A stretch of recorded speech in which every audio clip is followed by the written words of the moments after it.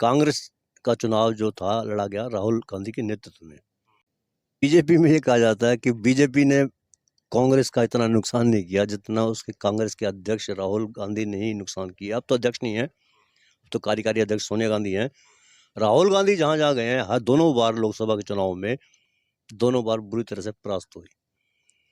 और अब तीसरी बार भी लगता है 2024 में कांग्रेस उभर कर नहीं आएगी, क्योंकि पहले सूर्य ग्रहण अगर बीजेपी थी तो अब चंद्र ग्रहण आम आदमी पार्टी है। पंजाब की जीत के बाद दावा भी कर रहे हैं।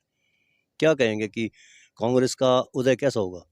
देखिए, ये परसेप्शन गलत है कि ये सब राहुल गांधी जी की वजह से हो रहा है। ऐसा नहीं है। कांग्रेस की जीत के पीछे अगर सारे नेता श्रेय लेते थे तो कांग्रेस की हार के ऊपर भी एक एक नेता को श्रेय लेना पड़ेगा कि इस हार का जिम्मेदार मैं हूँ। चाहे वो राहुल जी हैं, चाहे वो उनके बाद की लाइन के लोग हैं, या चाहे मेरे जैसे लोग हैं, या नीचे का कार्यकर्ता है। कहीं न कहीं हमारे काम में कमी है कि हम लोगों के बीच अपनी बात को नहीं पहुँचा पा रहे हैं, नहीं रख पा रहे हैं, या उनको नहीं समझा पा रहे हैं। आप एक एक मीडिया में आप राहुल गांधी जी की छवि को, गांधी परिवार की छवि को जो बर्बाद करने के लिए बीजेपी जितना प्रयास करती है, वो प्रयास वो कर रही है। लोगों के दिमाग में भरा जा रहा है कि राहुल गांधी ये और राहुल, ऐसा नहीं है, ऐसा नहीं है। इस बारे में मैं आपसे, अब मेरी राय भिन्न है। मेरी राय नहीं थी। कैसा नेता मानते हैं नहीं, राहुल को नहीं, आप? मैं आपसे कह रहा हूँ, देखिए ना, मैं नेता, आप मेरा नेता मैं तो अच्छा मानूँगा, क्लियर कट है। आप ये देखिए, राहुल गांधी जी ने पिछले 5 साल में कौन-सी बात बोली है जो झूठ निकली, मुझे आप एक बात बोल दीजिए। उन्होंने जिस दिन नोटबंदी हुई, राहुल जी ने और डॉक्टर मनमोहन जी ने बोला कि इकोनॉमी 2% से ऊपर गिरेगी, गिरी। जीएसटी हुई, राहुल जी ने और मनमोहन जी ने बोला अर्थव्यवस्था और गिरेगी, गिरी।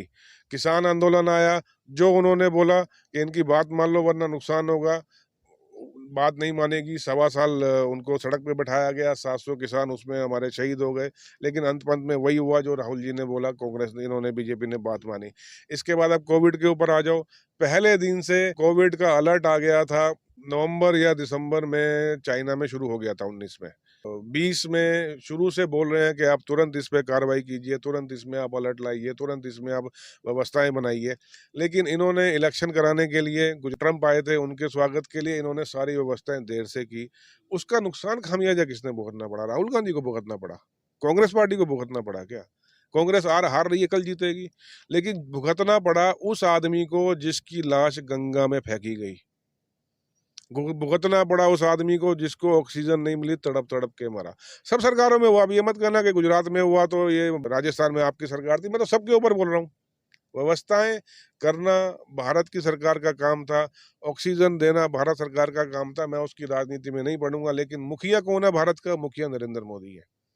और नरेंद्र मोदी हर टाइम चुनाव और उसमें एक, उसमें ऐसा दिखाते हैं कि जैसे मैं भगवान जाने ब्रह्मा विष्णु महेश का उनको अवतार जो लोगों ने क्रिएट कर दिया, उसका नतीजा ये हुआ, भारत में करोड़ों मौतें हुई हैं। मैं बोल रहा हूँ, शमशानों में जलाने के लिए जगह नहीं थी, आंकड़े छुपाए गए। क्या राहुल गांधी को भुगतना पड़ा? सोनिया गांधी जी को भुगतना पड़ा? उन्होंने जो बोला, लोगों ने नहीं माना, सरकार ने नहीं माना, और नतीजा जो है, एक आम आदमी को एरिया रगड़ के मरना पड़ा। राहुल गांधी ने कहा तो ये भी कि चौकीदार चोर है। भुगतना पड़ा किसको? कांग्रेस को। अर्धशतक भी नहीं लगा पाई आपकी पार्टी। सुनते रहिए। अब पंजाब में आम आदमी पार्टी की जीत हुई है। ग्राफ तो आम आदमी पार्टी का बढ़ रहा है या बीजेपी का ज्यों का त्यों है, थोड़ा बहुत बड़ा भी है। कांग्रेस का ग्राफ तो पहले भी गिरा था, अब और गिर गया है। मैं फिर बोल रहा हूँ, ये पॉलिटिक्स है। आज, कल कांग्रेस थी, आज स्थिति खराब है, कल स्थिति सुधरेगी, मेहनत करनी पड़ेगी। इसके अलावा और क्या बोलूँ मैं आपको? कहीं न कहीं मैंने आपको बोल दिया ना, कमी हमारी है जो हम काम नहीं कर पा रहे सड़क पे। मैंने आपको अभी बोला, स्थिति खराब थी, सुधरेगी। इससे ऊपर क्या बोला जाए, बताइए? हरियाणा में हालत ये है, हुड्डा के समर्थक ये कहते हैं कि जब तक सीएम फेस हुड्डा को नहीं बनाया जाएगा, पार्टी का ग्राफ नहीं बढ़ेगा, सत्ता में नहीं लौटेगी। तो कांग्रेस तो गुटबाजी की चरम सीमा पर है। ये बात तो मैं भी हाईकमान के सामने बोलता हूँ कि आज इकाइयाँ गठित नहीं है। आप किस तरीके से, आपको जिसको कमान देनी है फुल फ्लैश, आज अभी हमारे इलेक्शन में टाइम है, आपको जिसको कमान देनी है फुल फ्लैश कमान दे दीजिए, और उसको बोलिए कि हरियाणा में एक-एक जिला स्तर पे, ब्लॉक स्तर पे, बिल्कुल नीचे के आखिरी पंक्ति तक अपनी टीम तैयार की जाए। आज समय है, अगर अब समय ये हाथ से निकल गया और 2-3 महीने, 4 महीने निकाल दिए, तो हरियाणा फिर खराब होने की स्थिति पैदा हो जाएगी।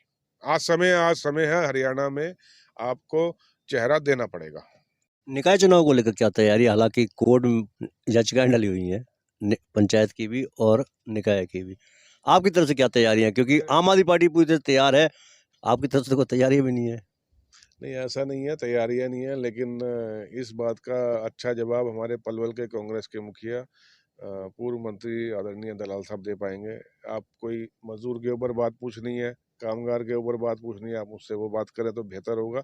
जो दायित्व मेरे पास है उसके ऊपर मैं अच्छे से जवाब दे सकता हूँ। इसके ऊपर आप हमारे आदरणीय दलाल साहब से बात करें तो अच्छा रहेगा।